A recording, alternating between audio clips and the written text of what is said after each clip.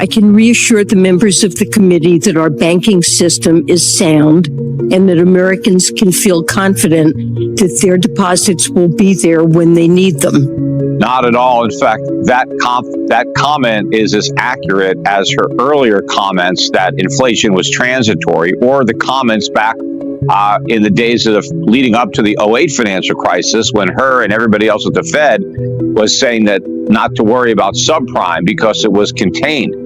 Thanks to Janet Yellen, particularly what she did as Fed chair. She kept interest rates at zero for practically her entire term as Fed chairman. That's the reason that we had such a big bubble, those low interest rates and quantitative easing, and she was part of that.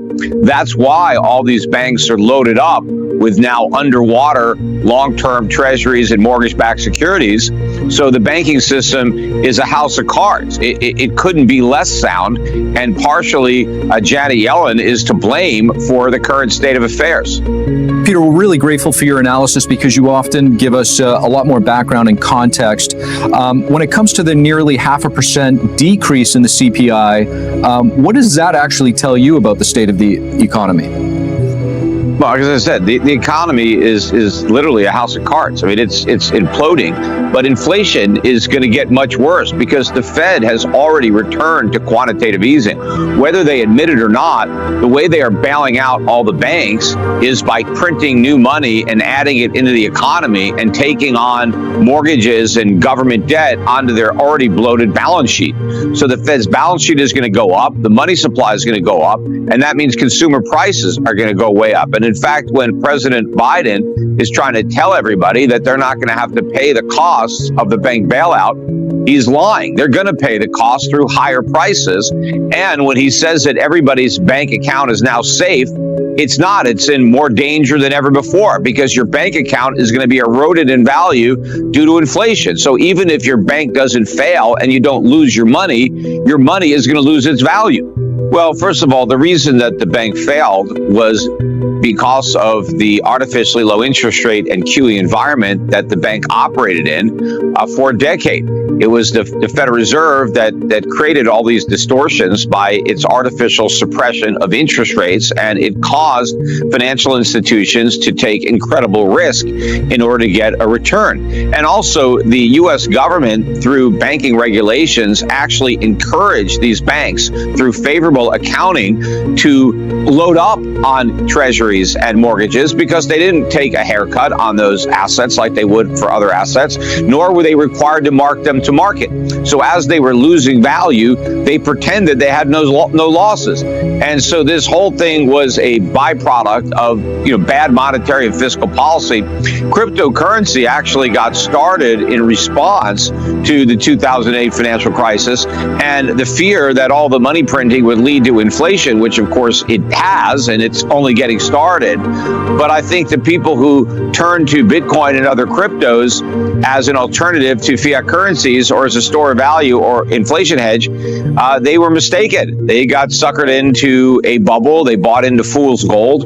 And I think there's a lot of money that's going to be lost in that space. And a lot of companies that are operating in crypto and blockchain are going to lose a lot of money.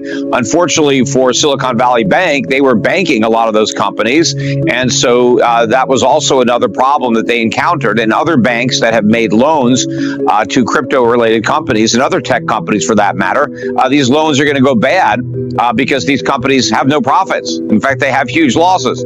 Yes, once again, the government has made another mistake in a long line of mistakes. It's because of the government that Silicon Valley Bank was in the position that it was. The reason it owned so many long-term, low-yielding U.S. Treasuries and mortgage-backed securities was because the Fed kept interest rates at zero for so long.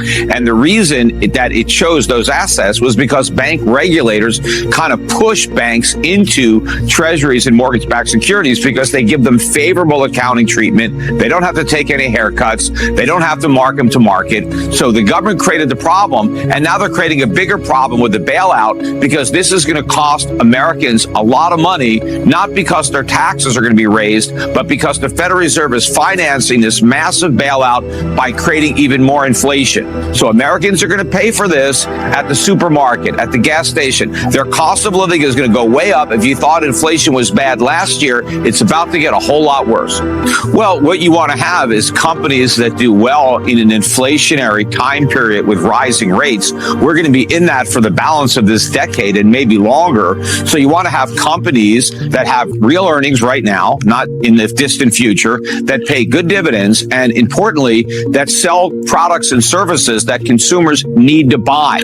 So they have pricing power, so they can raise their prices along with their costs, maintain their margins, and raise their dividends. But I think most important for Americans, I believe the dollar is ultimately going to tank. We're going to have a currency crisis, not just a financial crisis.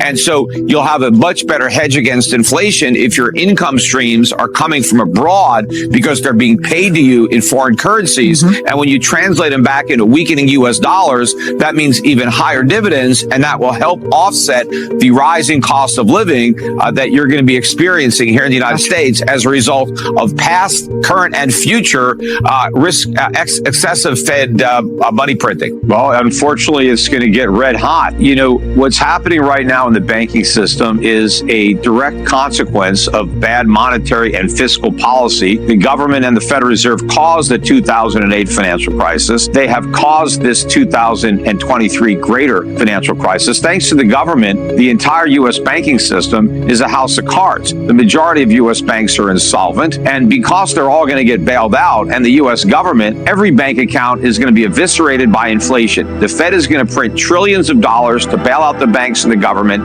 and that means every one of your listeners is going to see the value of their savings collapse as prices go through the roof. Now, that regulation didn't do anything. You know, they tried to close the barn doors well after the horses had left. The problem wasn't a lack of regulation. It was an excessive amount of regulation that prevented the free market from working, and there was tremendous moral hazard. You know, and by the way, U.S. banking regulations encouraged banks to load up on government debt, mortgage-backed securities, and the Federal Reserve gave them no choice by keeping interest rates at zero for over a decade. Well, of course, it's a massive bailout, and, you know, we shouldn't even have an FDIC. We had a much sounder banking system before we got the FDIC during the New Deal, but now it's a much bigger moral hazard than ever before. And sure, the cost of deposit insurance is borne by the customers of the bank. It's passed on like any cost, but the real damage is the moral hazard that it does, because Americans don't give a damn about the risks that the banks take. They just put their money anywhere because it's all guaranteed by the government. What we need is a free market to ensure that the banking system is sound. But thanks to the government, it is completely unsound. As I said, it's a house of cards. It's a leveraged mess. The whole thing is going to implode. But what's going to happen is the Fed is going to bail out the entire system. And so you're not going to lose your money. The bank is going to have your money. The problem is your money is going to lose its value. So you can get your money out of the bank, but you won't be able to buy anything with it. Well, if most people don't leave much money in the bank, I mean, take it out, buy yourself some gold, silver, do something. But you're going to lose dramatically if you have cash. If you have a deposit in a bank, it doesn't matter if the government insures it or not. They don't insure you against inflation. In fact, they have to create inflation to bail out everybody else. But at this point, you know, it's too late to do the right thing. I mean, they should have done the right thing 20 years ago, 12 years ago.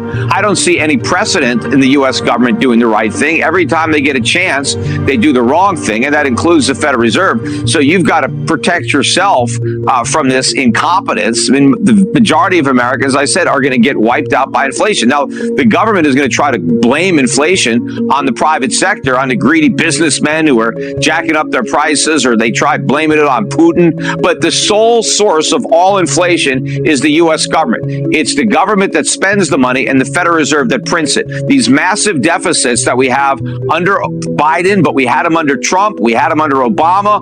All of these deficits are the source of inflation. You don't get anything for free for the government. All government spending has to be paid for. And if you don't pay for it through taxation, you're going to pay for it through inflation. Higher prices are a tax. And every